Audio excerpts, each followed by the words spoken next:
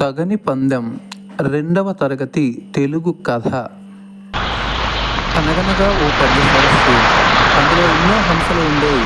ఒకరోజు ఓ కాకి, పొంగనేస్తాలు, మీరు చాలా అందంగా ఉంటారు కదా, అందుకే మీకు అహంకారం అంటారు. ఇది నాతో పరిగెత్తగలరా, మీరు ఎగరగలరా?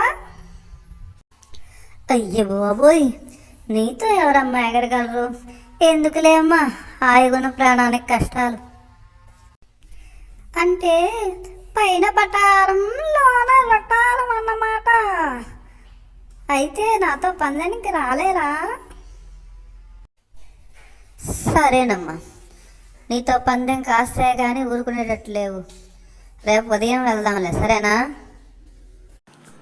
1 2 3 స్టార్ట్. ఇలా కొంత దూరం ఎగురుతూ వెళ్ళాయి. కొంత దూరం వెళ్ళాక కాకికి అలసట వచ్చింది.